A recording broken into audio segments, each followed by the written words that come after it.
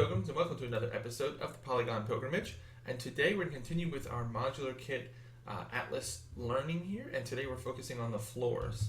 So as you can see here, we continued with our 1 meter by 1 meter setup, and we have a singular floor, and we have 4 miniature floor pieces. And I'm going to show you how we can get a lot of variety out of having something very compacted onto the sheet. So if I select all of these, and let's select one of each of our original pieces as well, and we'll go into the unwrap. We'll look at the unwrap. Bring that over here, please. So first we'll look at just the UV lines. You can see above here on the first top half is what we had last week with our walls, our pillar, and our trims. And now on the bottom half we have a large floor and then 4 miniature floors. And if I turn this on and show you one of the example pieces, here's what we have. So we have our floor stone tile. We have a curved piece that we'll talk about in a second, and a couple of samples that we can duplicate. So let's go ahead and collapse all of this. Yes.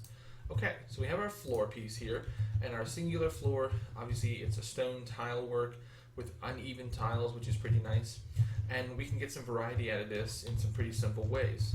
So one is just using it as it is. The other is if we bring this over here, and I'm gonna make a couple of copies. Let's do this. Make 2 more copies. There we go.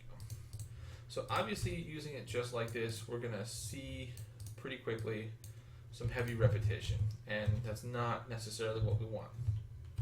An easy way to do this is to do some rotations. So if I have it on local, I'm gonna do a local rotation of 90 degrees, and I start to get some nice breakup here of the shapes. And so I wanna rotate this one as well. There we go. So now that's a nice breakup, and it doesn't look as repetitive. And then we can take this one step further and take huge slots of this and say, let's create that and snap it together, and then take all of it, and there we go. Now we're starting to get a large surface area from a very small individual subset. Now as we move back, we can definitely see the repetition starting to occur. So one of the things that I did was, a while back, I wrote a script which would take a random set of tiles and it would give them a 90-degree rotate, and then it would go through and select some more random tiles and then give them a 90-degree rotate the other way.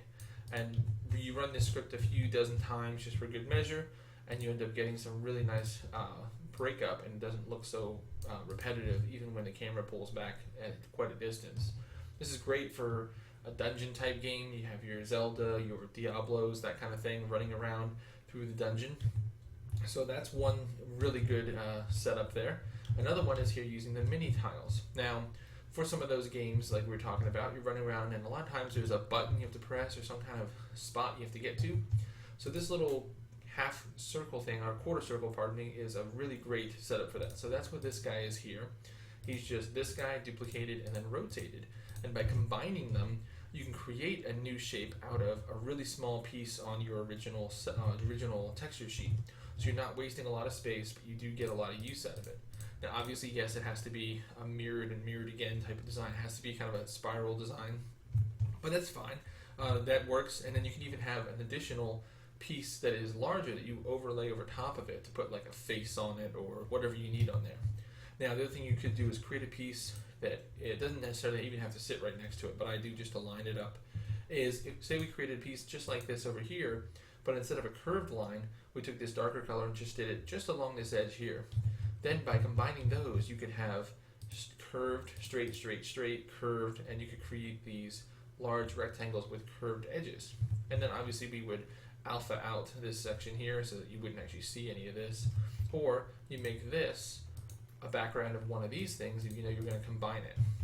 Now the other nice thing is having these miniature floor pieces is I could take something like this, and if I needed, you know, a fancy hall of like a church or some kind of palace or something, you know, doing something like this is not too difficult. And since they are perfectly seamless, they blend together really well, and I can just take large sections like we just did. And let me just give a quick example.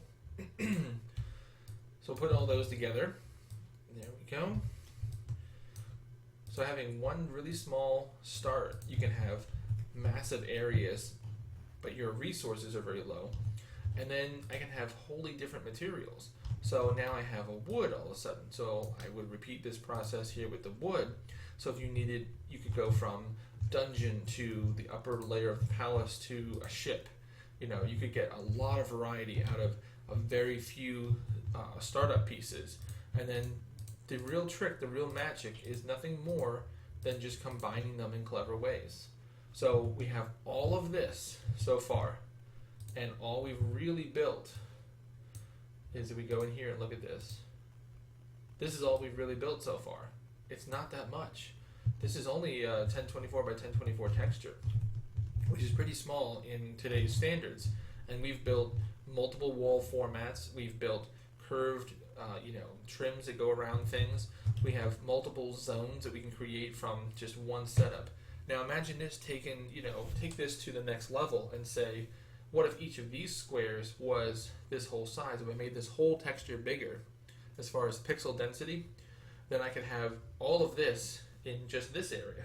And then you have even more and more and more, and it just gets so expansive. So these are the basic principles.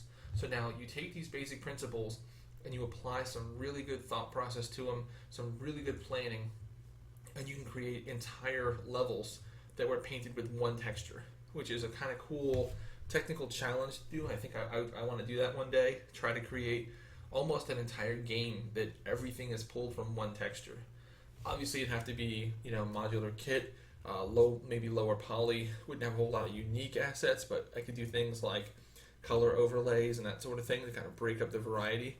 And that would be a pretty cool challenge to really test the knowledge of this process. So I really hope you guys have enjoyed. I hope I explained it well. It is a really neat process, and I'm still learning it myself. I'm still perfecting it, trying to learn things about it. But if you guys have comments, questions, if you have your own kits, let's see them. If you have something you can share, it's not proprietary or anything like that, share it. Let's share some ideas, and everybody kind of grows, and we all kind of go, oh, I didn't think of it doing that way. That's the kind of thing that's great. When people get involved and they say, hey, I saw your video, man, and this is awesome. Well, that's great, and I'm really glad you enjoyed it, but I want you to take it and learn from it and grow, and then share back with the community and say, look at what I learned, and then we all grow, and that's what I'm always about. So, as always, guys, keep practicing, get better, and I'll see you next time as the pilgrimage continues.